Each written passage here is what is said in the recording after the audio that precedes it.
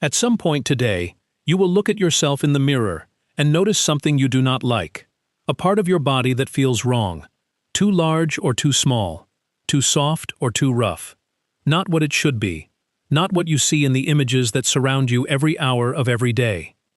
This feeling, the one you have about your own body, is so familiar that it feels like part of being human, like something that has always been there, like a basic fact of having a body at all. It is not. It is extremely new, and it was not always there. For the vast majority of human existence, for nearly all of the 300,000 years our species has been on this earth, people did not feel ashamed of their bodies.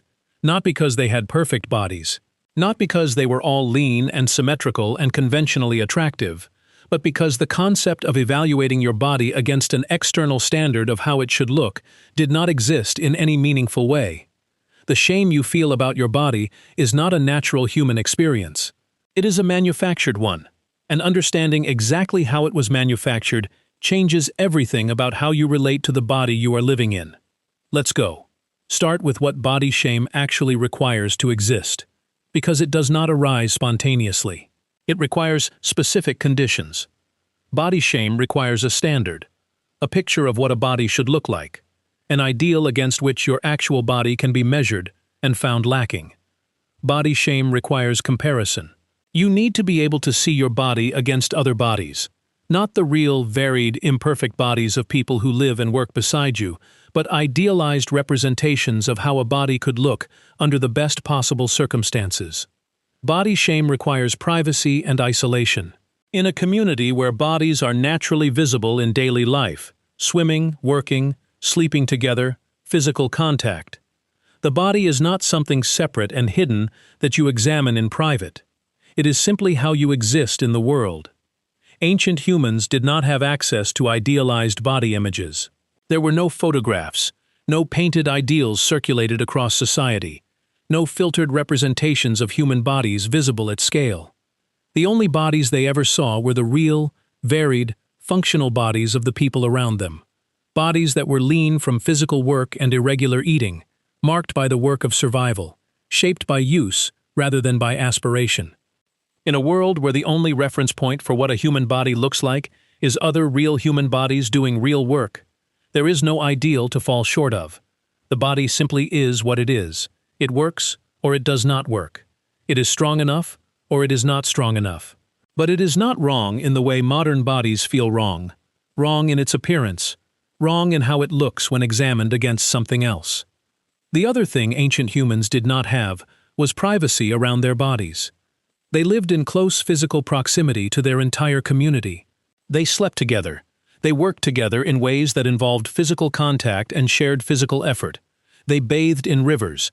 They had no rooms to hide in, no mirrors to examine themselves in isolation, no screens to absorb idealized images of other bodies. The relationship with the body was outward, about what the body could do. Could you run? Could you carry? Could you hunt? Could you work? The body was evaluated by its functional capacity, not by how it appeared when examined in isolation against an aesthetic standard. This is not a romantic idea about ancient life. It is simply a structural fact about what was possible and what was not. Body shame, as we experience it, requires infrastructure that did not exist. Now let us talk about what changed, and when. The most precise starting point is the industrial era. Not because humans before the industrial era were universally comfortable with their bodies. There is evidence of body-related anxiety and idealized beauty standards going back thousands of years in various cultures. But the scale, the intensity, and the universality of modern body shame required something the pre-industrial world did not have: mass media. When photography became widespread, when magazines could circulate images of bodies at scale, when the same idealized human form could be seen by millions of people simultaneously, when advertising discovered that you could sell products by making people feel that their natural body was a problem that needed to be solved, the conditions for mass body shame were complete. The advertising industry did not create body shame as a side effect. It created it deliberately, because a person who is satisfied with their body is a poor customer for skin creams, diet products, fitness equipment, clothing designed to minimize or enhance, and the entire ecosystem of products built around the premise that your natural body is insufficient. Body dissatisfaction is not a mental health crisis that the beauty industry is failing to address. It is a business model. The dissatisfaction is the product.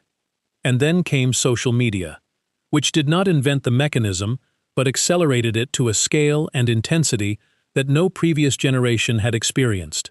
The average person now consumes thousands of images of human bodies every week, curated, filtered, lit, edited, and selected to represent not real bodies, but the most aesthetically optimized version of bodies that technology can produce.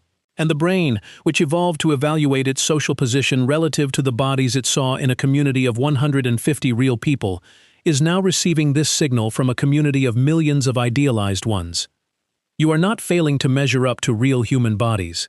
You are failing to measure up to images that are specifically constructed to be impossible to match. Your brain does not know the difference. Now here is the part that matters most. Because understanding this history is not enough. The shame is still there. What ancient humans had, and what we have lost almost entirely, was a relationship with the body built around capacity rather than appearance. The body was a tool, an instrument, a thing that allowed you to do the work of living, and the emotional relationship with it was shaped primarily by what it could do, not by how it looked when you were alone in front of a mirror. This does not mean ancient humans never cared about appearance. Humans have always decorated themselves, cared for their hair, expressed status and identity through their bodies in various ways. But the evaluative framework was different. The question was not, does this body match the ideal? The question was, does this body work? Is it strong? Is it capable? Can it do what is needed? When you shift the evaluative framework from appearance to capacity, even partially, even imperfectly, something changes in the relationship with your body. Not because you stop noticing what you do not like, but because the body stops being primarily a thing to be seen and judged, and starts being primarily a thing you inhabit and use. You will not be able to unsee the images. You will not be able to exit the culture. You will not be able to return to a world where idealized body images do not exist at scale, and where your brain is not comparing you to representations of impossible standards. But you can notice what the body can do, instead of what it looks like. You can pay attention to its strength rather than its shape. You can recognize that the shame you feel about it is not evidence that there is something wrong with your body. It is evidence that there is something wrong with the inputs your brain is receiving. Ancient humans were not ashamed of their bodies because nothing in their world told them their bodies were wrong. The world around them showed them real bodies doing real work, and real bodies doing real work are, without exception, enough. Your body is the same body, doing the same work, in a world that has learned to tell it otherwise. That instruction did not come from inside you, and it does not have to stay.